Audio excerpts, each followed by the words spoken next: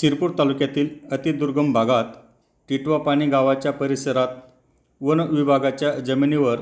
कपाशीच्या पिकामध्ये कॅनॅबिस सदृश अंमली पदार्थाची अवैधरित्या लागवड केल्याची गुप्त माहिती शिरपूर तालुका पोलिसांना मिळाल्याने दिनांक 13 ऑगस्ट रोजी मिळालेल्या गुप्त माहितीच्या आधारे पोलिसांनी कारवाई करत 480 किलो कॅनॅबिस सदृश अंमली पदार्थ अंदाजे 24 लाख रुपये किमतीचा मुद्देमाल जप्त केला। पोलिसांची चाहूल लागताच गांजा लागवड करणारे दोन्ही संशयित शेतातून फरार झाले। पोलीस निरीक्षक जयपाल हिरे, प्रभारी अधिकारी शिरपूर शहर पोलीस ठाणे यांना मिळालेल्या गोपनीय माहितीच्या आधारे अतिदुर्गम टिटवापाणी परिसरात छापा टाकण्यात आला।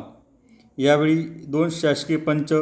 वजन काटाधारक, फोटोग्राफर आणि राजपत्रित अधिकारी यांच्या उपस्थितीत कारवाई करण्यात आली।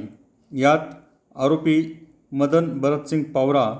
कसत असलेल्या वन जमिनीवरून 300 किलो कॅनॅबिस अंमली पदार्थ,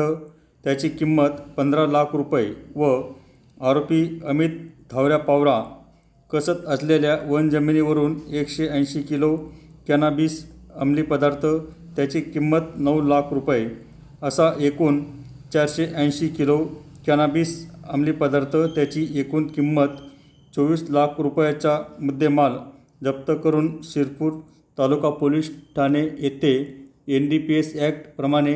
गुन्हा दाखल करण्यात आला असून सदर कारवाई अधीक्षक धुळे श्री विशाल आनंद, अप्पर पोलीस अधीक्षक श्री अजय देवरे व उपविभागीय पोलीस अधिकारी श्री सुधीर पाटील यांच्या मार्गदर्शनाखाली शिरपूर तालुका पोलीस ठाण्याचे पोलीस निरीक्षक श्री जयपाल हिरे, पोलीस उपनिरीक्षक मनोज कचरे, मिलिंद पवार,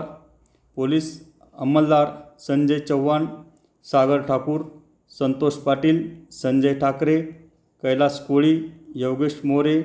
दिनेश सोनवणे, विजय ढिवरे, सुनील पवार, वाला पुरोहित, धनराज गोपाळ, अल्ताफ मिर्जा, इसरार फारुकी यांनी सदर कारवाई केली।